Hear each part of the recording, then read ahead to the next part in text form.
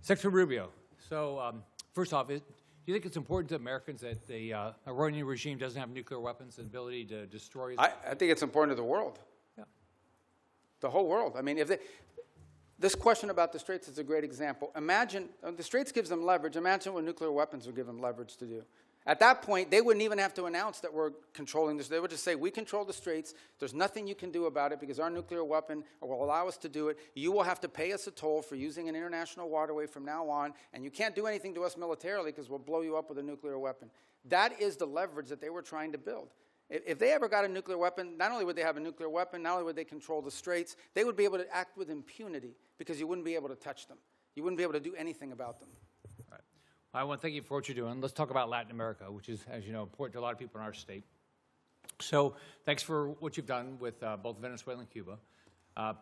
Let's do Venezuela first. I think every Venezuelan I know is appreciative of what happened with Maduro. And I know you have a three-step process to get to democracy there. Can you talk about where you are? I mean, I know you're about to try to get Delcy Rodriguez to do the right thing. We still, unfortunately, have political prisoners not released. We still have oppression. So can you just talk about the process you're going through? Well, first of all, I remind everybody, what's today, the 2nd?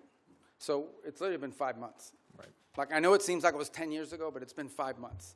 And I think Venezuela is in a better place today and in a better trajectory today than it was 5 months ago. Now, is it where it needs to be? Is it where it needs to ultimately wind up? The answer is, of course, no. Ultimately, in order to truly transition, they have to have multi-party, free and fair elections. But the conditions for free and fair elections are the following. First of all, you have to have a free and open media. And while you've seen independent journalists are now, for the first time, activated again, that has to exist. Political parties have to be given the space and time to organize. The National Electoral Council has to be reformed so that it has members in it that will actually accurately count the vote. You have to have certain conditions in place. I'm not telling you that's 5 years from now, but it's been 5 months, so I want to be relative to that. Here's what I can tell you. For the first time, certainly, since whenever, in the pre-Chavez era, maybe ever, and certainly since the post-Chavez era, the oil wealth of the country is not being stolen. The oil wealth of the country is going directly to pay government workers, buy medical equipment, audited by KPMG. That's a significant advance. That's not a permanent situation, but that's a very valuable one today. You have seen reforms. You have seen, for example, the infamous prison, El Acoide, has been closed. You still have about 400 and something, what we determined to believe to be political prisoners, but you've had many others that have been released, including many high-profile ones. You've seen a systemic reform in individuals involved in their government, replaced by new people. Some we don't know well, others we know a little bit about, but certainly better than the people whose place they took before. You've seen a level of cooperation on a couple of topics that I actually can't even discuss in a setting like this, but be more than happy to talk to you about, any of you about, in the appropriate setting. And I think that's been a positive. By the way, you've seen the retrieval. The United States, with the full cooperation of the Venezuelans, went in and retrieved highly enriched uranium. They had highly enriched uranium in their country because of an old reactor program, not because of nuclear weapons or anything, and they wanted it out of their country. And we were able to go in and actually retrieve it along with the UK mission that went in with us and get it. We have a functioning embassy, and we have direct flights for the first time. Venezuelans are now able to go back, not just visit relatives, but begin to engage in the economic life of the country. All of that is to say, it's been 5 months. There is a lot more to go.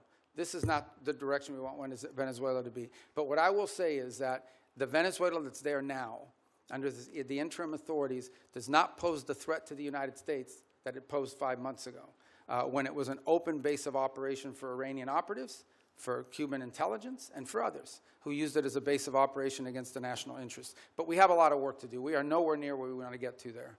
Can you give the same thing about Cuba? I mean, Cuba's a very different thing, yeah. Right? I mean, I think the misnomer about Cuba, or the misunderstanding about Cuba's actually not controlled by the government. Right. Cuba's controlled by a military holding company named Gaesa.